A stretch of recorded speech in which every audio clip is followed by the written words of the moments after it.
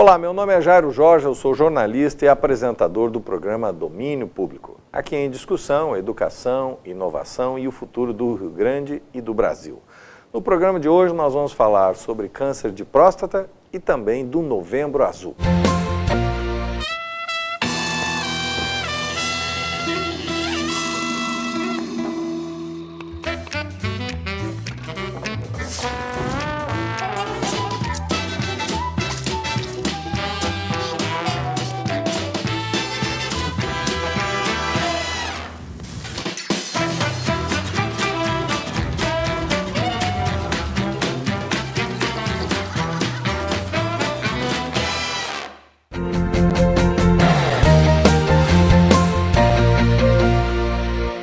A cada ano são detectados mais de 60 mil casos de câncer de próstata no Brasil.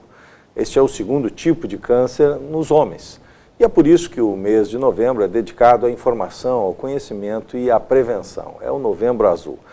Câncer de próstata é o tema do domínio público de hoje. Os nossos convidados são o Dr. Gustavo Carvalhal, que é doutor em urologia pela Universidade de São Paulo, professor em medicina e ciências da saúde da Faculdade de Medicina da PUC.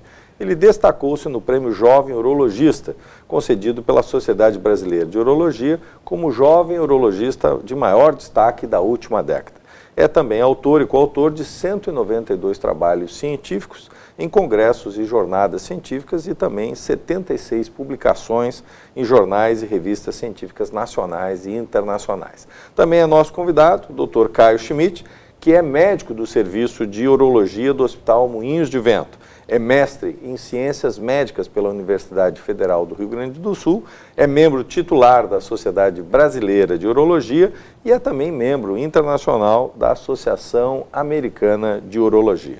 Doutor Gustavo, a exemplo do Outubro Rosa, que faz todo um trabalho de prevenção, especialmente para a questão do câncer, né, de mama, o Novembro Azul tem ajudado a enfrentar o problema do câncer de próstata?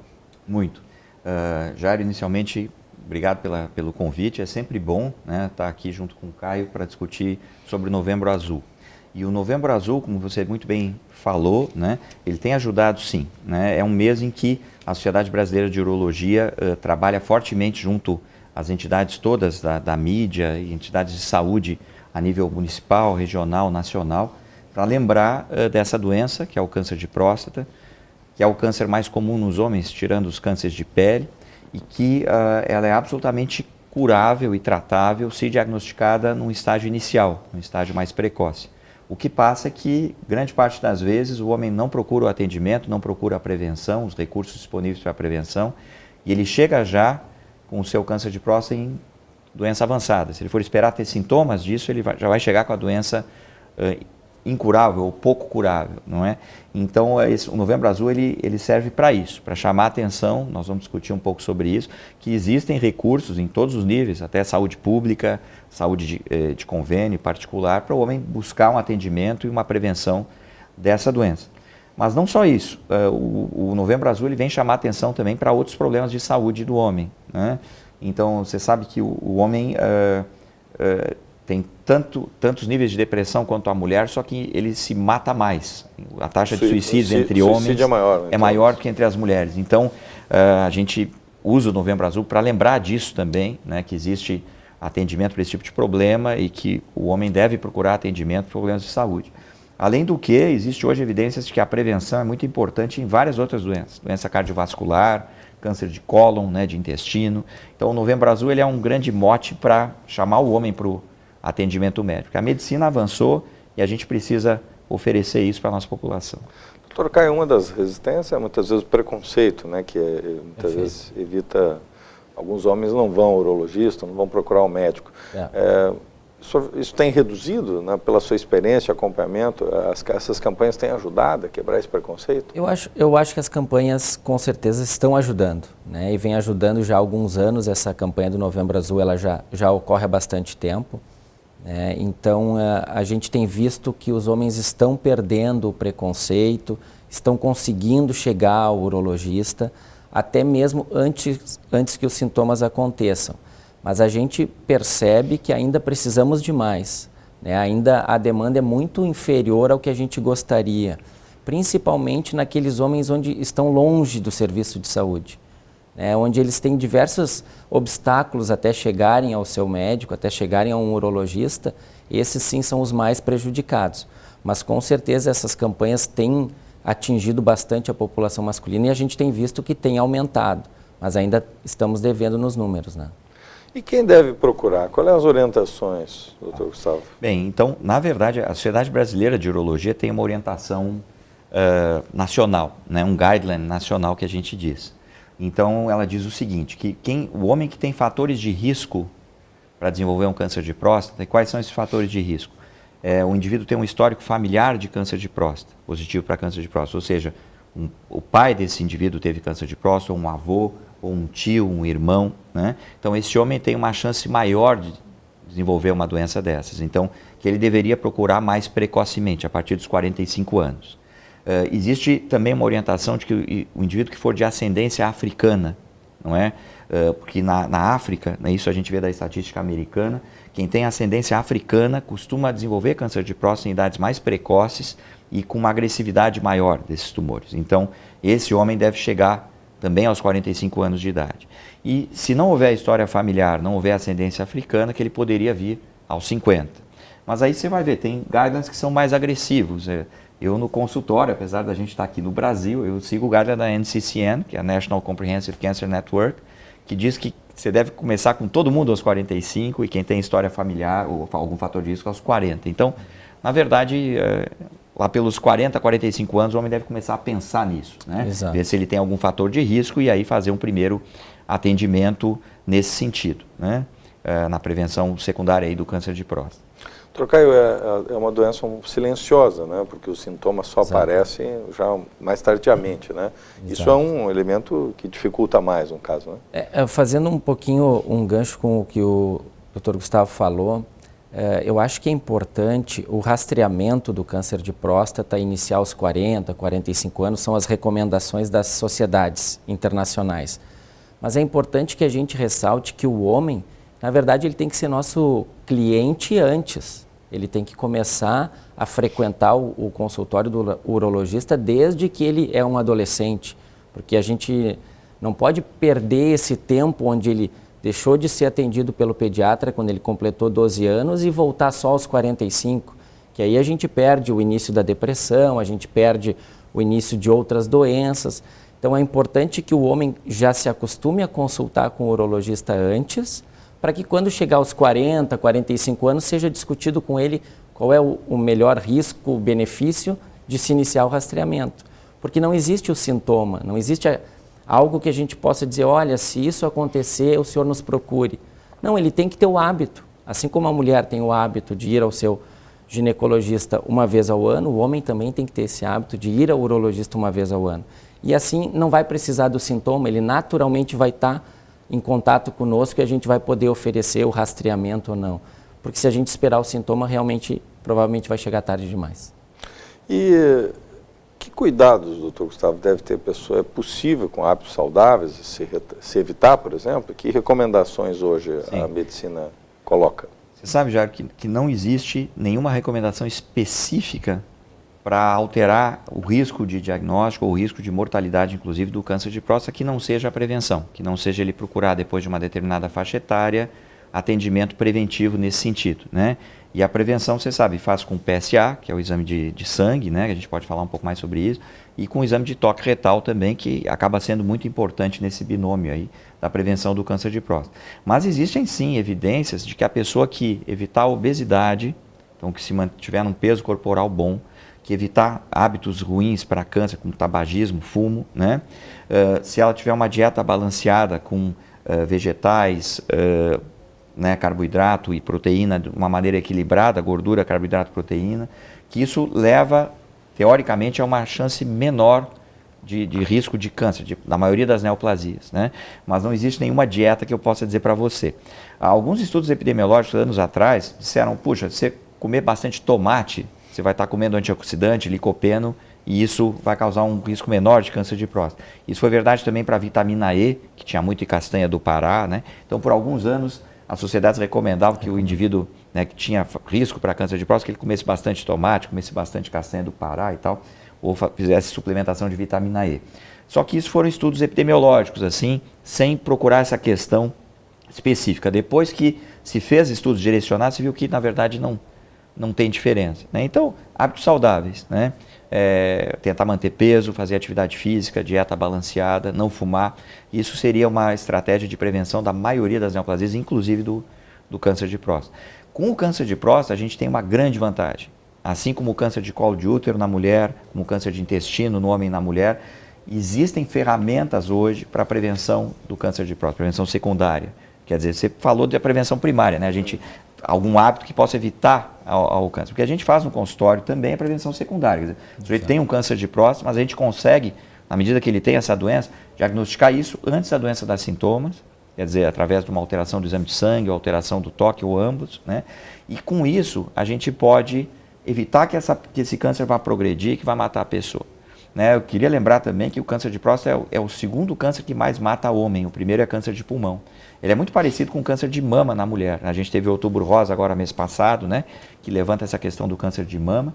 Então a estatística é muito parecida, próstata e mama, né? Próstata no homem, mama na mulher. Então também na mulher o câncer que mais mata é pulmão, depois é mama, né? Então a gente tem hoje com PSA e toque retal, como se o indivíduo tem a doença, fazer um diagnóstico precoce. Muitos desses tumores não vão progredir clinicamente, então o paciente pode ser acompanhado de perto, não é, para que a gente não perca a oportunidade de cura. E se a doença for clinicamente significativa, a gente hoje tem cirurgia de várias modalidades, tem radioterapia, tem progredido a chance de curar a pessoa para que ela não morra disso. Trabalho também no Instituto do Coração aqui em Porto Alegre, né?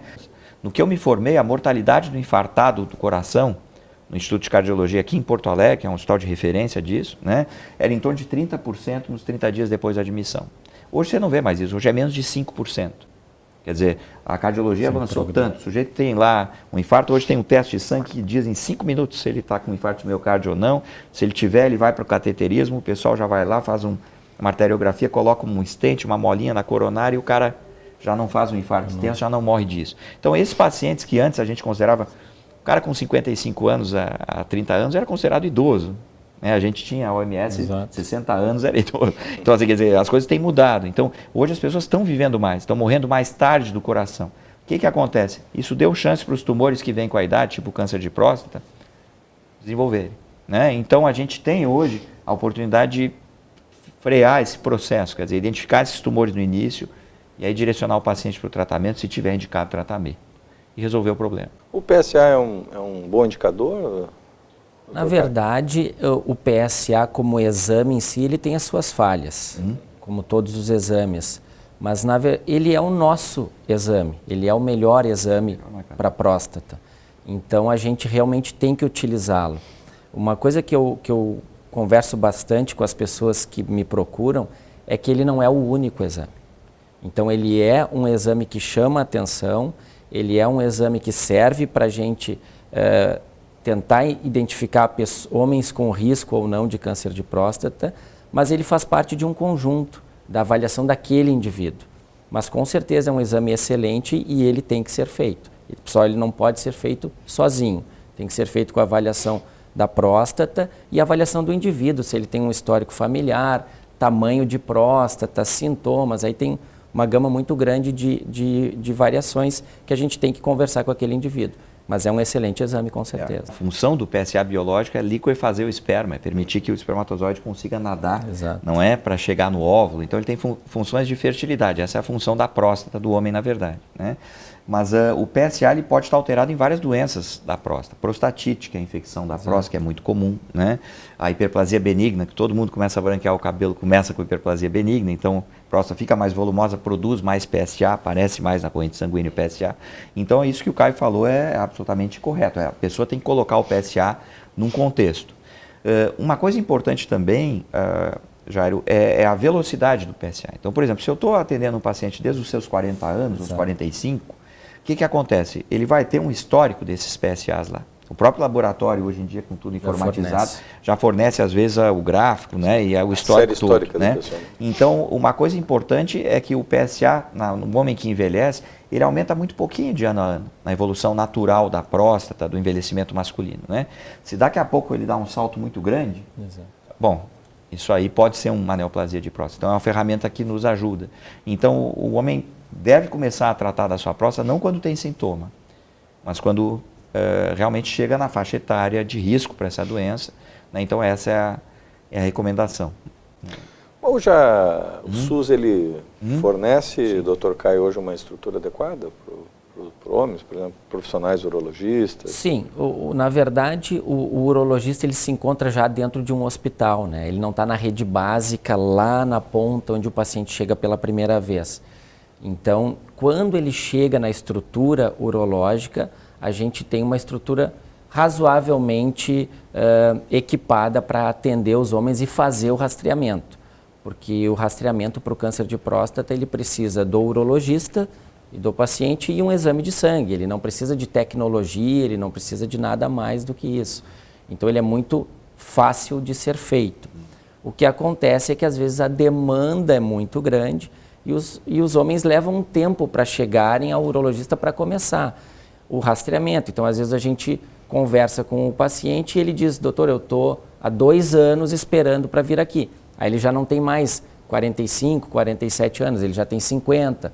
Ou o PSA dele, quando ele consultou pela primeira vez, era um número, agora já é outro, e ele perdeu esse tempo. Mas quando ele chega, a agilidade, ela é, atualmente, eu acho que ela é bem suficiente. O exame está disponível na rede pública para todo mundo, né? E aí os clínicos gerais, os internistas, os médicos de família, todos podem solicitar isso, né?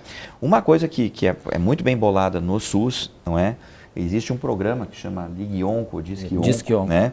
Em que se dá prioridade para o atendimento de pacientes com diagnóstico de câncer ou com risco elevado para diagnóstico de câncer. E isso tem funcionado. Então, por exemplo, onde eu leciono, que é na Escola de Medicina da PUC, existe um ambulatório de uro-oncologia, então a gente recebe encaminhado do posto e às vezes com brevidade, às vezes 2 semanas, 3 semanas, né? Um paciente de risco elevado, que tem um PSA muito incompatível, ou que não é uma necessidade de atendimento no hospital terciário, então esse paciente vem, né? Então, nesse sentido, o sistema público funciona. Mas, assim, é que o SUS tem ficado cada vez pior, no sentido, assim, de atendimento global da população. Claro. Pelo menos, não sei se é a ideia do Caio, né, que também trabalha na Santa Casa também. Então, a gente tem esse sentimento, assim. E cada vez menos o médico está envolvido com essas decisões. Tem, né? Muitas restrições. Restrições, então médico, a gente tem barreiras. Então, porque há hoje, por exemplo, toda uma discussão sobre a questão da rastreabilidade, que deveria né, evitar isso, mas isso seria um erro, né? Porque isso evita a prevenção. Né? Exato. Então, na verdade, houve, né, algumas instâncias aí de gente falando contra a prevenção.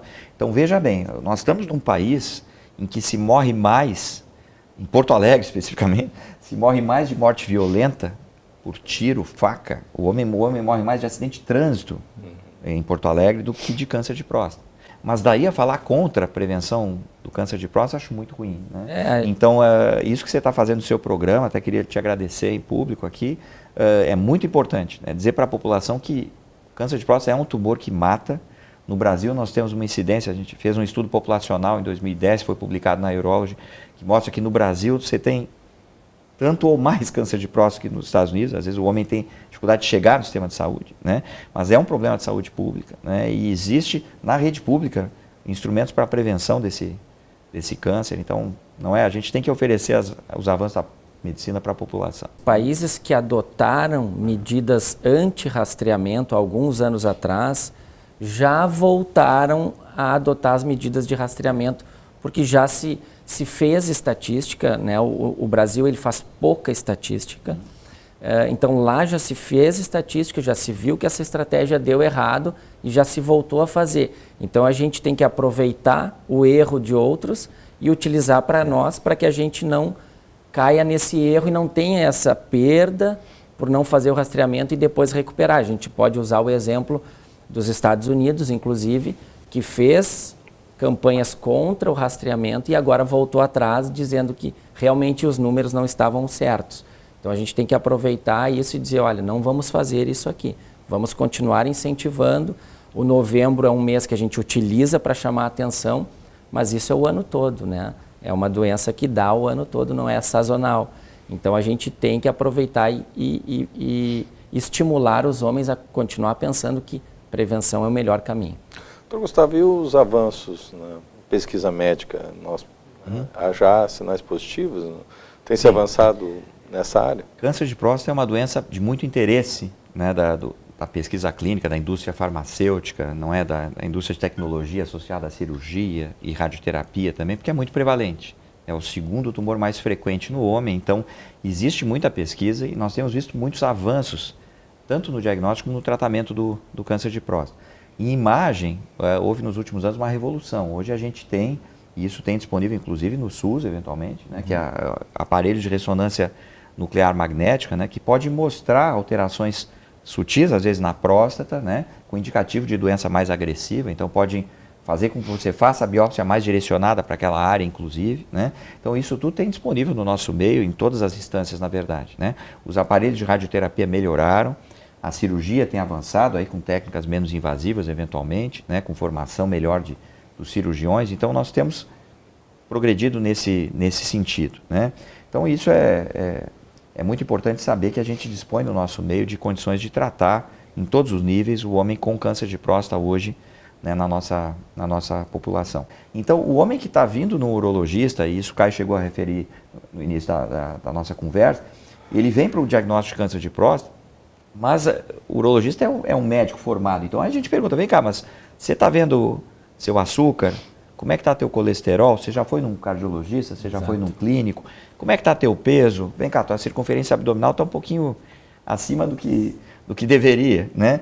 Então, assim, ele é um gateway, ele é uma porta de entrada, na verdade, para o sistema de saúde. Então, de repente, o homem vem preocupado com câncer de próstata e ele acaba tendo um outro benefício. Ou se ele está deprimido, vem cá, o que está vendo contigo? O senhor está mais triste que o normal? Como é que está a sua vida sexual, né? Então, assim, é uma porta de entrada, o Novembro Azul, para o homem entrar num sistema de saúde que, como eu referi para você, está mudando a expectativa de vida da população. A gente tem várias doenças que a medicina tem oferecido, assim, possibilidade de diagnóstico precoce, de intervenção e cura.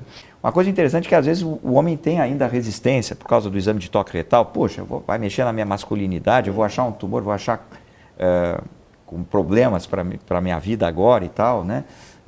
E na verdade, muitas vezes é a mulher que marca. Porque a mulher está acostumada a fazer prevenção desde que começa a ter relação sexual na adolescência, ou a menstruar, né? Então ela vai no ginecologista e o ginecologista faz muito bem esse papel de cuidar da saúde da mulher. Né? Então, assim, e muitas vezes no consultório da gente é a mulher que marca. O sujeito fala, Gustavo, não, foi a minha esposa que agendou e tal, né? O Caio deve ter a mesma experiência. Então, porque as mulheres são mais organizadas que nós, via de regra, e elas, né, tendem a cuidar melhor, né, da questão familiar e da saúde e tal. Então, muitas vezes a gente tem isso, que a mulher acaba sendo importante. Né, eu queria fazer só um comentário sobre a pesquisa, que eu acho que é interessante, que existe hoje o avanço na pesquisa de que o câncer de próstata, ele não necessariamente precisa ser tratado. E muitos homens, às vezes, não querem descobrir o câncer de próstata porque já está associado a um tratamento que vai mexer na sua sexualidade, então eu não vou procurar esse tratamento. E é importante ressaltar que muitos pacientes no meu consultório, no meu serviço que eu atendo, o Dr. Gustavo também, a gente tem homens que a gente faz o diagnóstico do câncer de próstata e a gente vai dizer para ele, nós vamos acompanhar o senhor e o senhor não necessariamente vai precisar de tratamento.